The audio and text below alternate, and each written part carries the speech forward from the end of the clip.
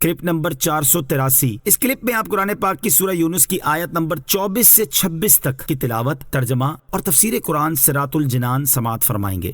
بسم اللہ الرحمن الرحیم۔ ترجمہ: اللہ کے نام سے شروع جو نہایت مہربان رحمت والا ہے۔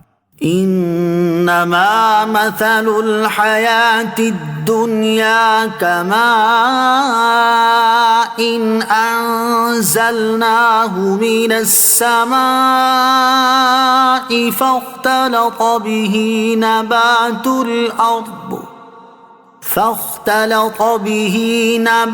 الأرض مما يأكل الناس والأنعام حتى إذا أخذت الأرض زخرفها وزينت وظن أهلها أنهم قادرون عليها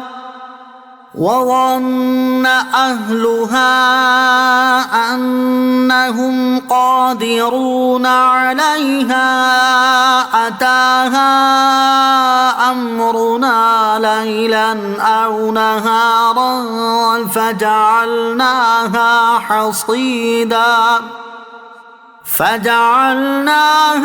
حصيدا كأن لم تغن بالأمس كذلك نفصل الآيات لقوم يتفكرون۔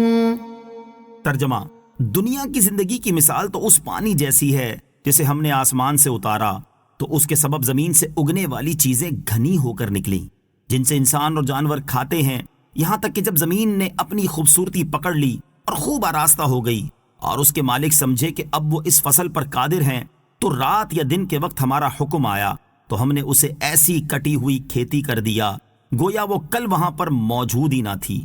ہم غور کرنے والوں کے لیے اسی طرح تفصیل سے آیات بیان کرتے ہیں۔ انما مثل الحیات الدنیا، دنیا کی زندگی کی مثال۔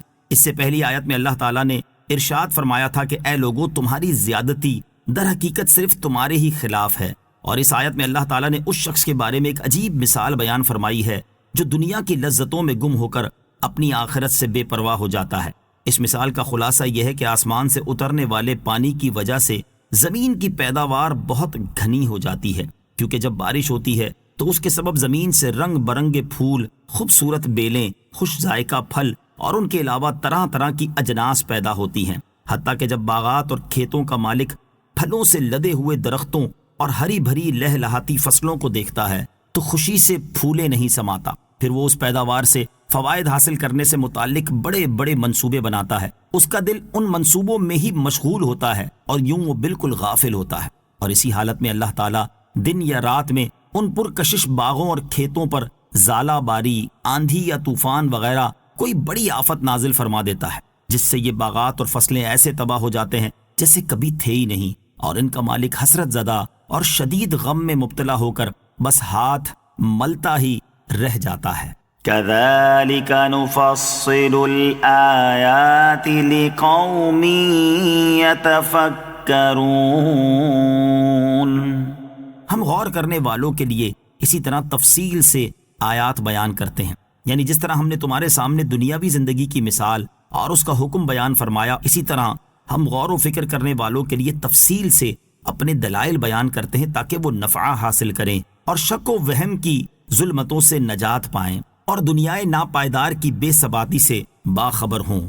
واللہ یدعو الی دار السلام وَيَهْدِي مَن يَشَاءُ إِلَى صِرَاطٍ مُسْتَقِيمٍ۔ ترجمہ: اور اللہ سلامتی کے گھر کی طرف بلاتا ہے اور جسے چاہتا ہے سیدھے راستے کی طرف ہدایت دیتا ہے۔ واللہ یدعو الی دار السلام، اور اللہ سلامتی کے گھر کی طرف بلاتا ہے۔ دنیا کی بے ثباتی بیان فرمانے کے بعد اس آیت میں باقی رہنے والے گھر جنت کی طرف دعوت دی گئی، اور فرمایا گیا کہ اللہ تعالیٰ تمام لوگوں کو اس گھر کی طرف بلاتا ہے جس میں ہر قسم کی تکلیف اور مصیبت سے سلامتی ہے۔ حضرت قتادہ رضی اللہ تعالی عنہ فرماتے ہیں کہ دارالسلام سے مراد جنت ہے، اور یہ اللہ عز و جل کی بے انتہا رحمت اور اس کا کرم ہے کہ اس نے اپنے بندوں کو جنت کی دعوت دی۔ وَيَهْدِي مَن يَشَاءُ إِلَى صِرَاطٍ مُسْتَقِيمٍ، اور جسے چاہتا ہے سیدھے راستے کی طرف ہدایت دیتا ہے۔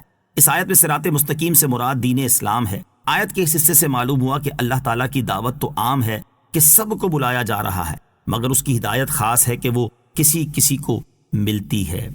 للذین احسنوا الحسنى وزیادہ ولا يرهق وجوههم قتر ولا ذلة اولئک اصحاب الجنة هم فیہا خالدون۔